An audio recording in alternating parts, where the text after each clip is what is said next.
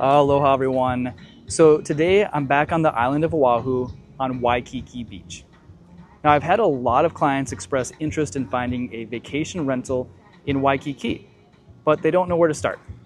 So in this video, I'm going to bring you on a full aerial tour of Waikiki, and we'll talk about some of the popular short-term vacation rental properties that we pass along the way.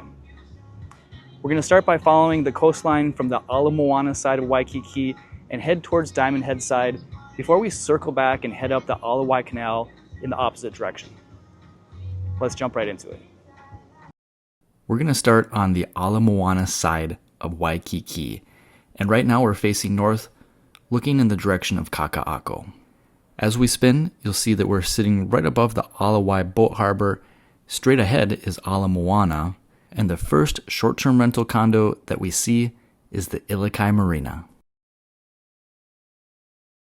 Just a couple buildings over is the more well-known Ilikai Apartments, but most people refer to this building as just the Ilikai. Now, both the Ilikais are older buildings built in the 1960s, but they do perform very well as vacation rentals because of their fantastic location right next to the Hilton Lagoon and the start of Waikiki Beach.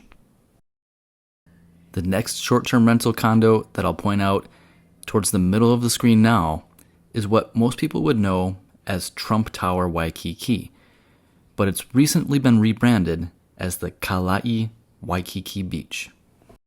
The Kalai Waikiki Beach is a newer building built in 2009, and it does allow short-term rentals. However, owners that choose to vacation rent their properties are required to be in the on-site hotel program and are not allowed to self-manage their own units.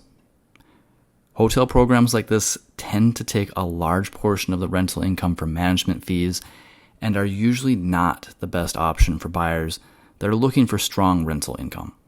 The next condo that I'll point out is set off the beach a ways, and it's the Ritz-Carlton Waikiki. The Ritz-Carlton has a similar policy where owners that want to rent their units out are required to use the on-site hotel program. So again, this is a beautiful, newer building, but probably not the right fit for buyers that are looking for strong rental income. The next community we're going to pass is Waikiki Shore, and it's set right on the beach. Now, Waikiki Shore does allow self-management and outside property managers, so this one might make more sense for investors.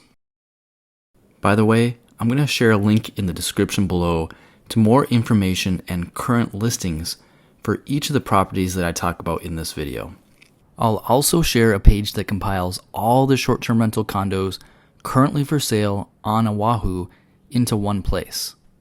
This is a very helpful tool for anyone who is shopping for a vacation rental property on Oahu. Okay, so from here we're going to jump ahead a little ways and start a new drone flight. But before I do, I'm going to point out the location of the Sheraton Waikiki. Of course, the Sheraton is a hotel, not a short-term rental condo, but it's a good point of reference as it's where we're going to start our next flight. You'll see the Sheraton again here on the left-hand side of the screen, and we're going to spin to continue our path towards the Diamond Head side of Waikiki. The next short-term rental condo I'll point out is called the Bamboo. The Bamboo is only 13 floors high, and it's shaped somewhat like a pyramid. It is one of the more affordable options in Waikiki, but it's still in a good location. Next up is the Waikiki Beach Tower. This is a much larger and more prestigious building with 2-bedroom floor plans, all with oversized lanais. Okay, we're now approaching the end of Waikiki Beach. You can see the Honolulu Zoo and Diamond Head off in the distance. We're going to speed the video up a little bit until we make it around the corner and are in a position where I can point out the next short-term rental building.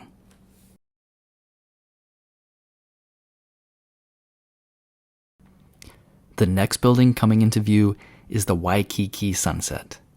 Built in 1979, the Waikiki Sunset is a 38-story high-rise offering 435 units, mostly one-bedrooms, but with 2-bedroom configurations as well. There are resort-style amenities like a heated swimming pool, sauna, fitness center, and a barbecue area. Right next to the Waikiki sunset is another STR building named the Waikiki Banyan. The Waikiki Banyan is comprised of 2 separate towers, each 38 stories tall, and a total of 876 units. The Banyan has similar resort-style amenities as the Waikiki Sunset, with the addition of tennis courts and a playground on the pool deck level. Owners are allowed several options for managing their units, making the Waikiki Banyan another strong rental income producer. From here, we're going to jump over to the Diamond Head side of the Alawai Canal and follow the canal, heading back in the direction that we came from.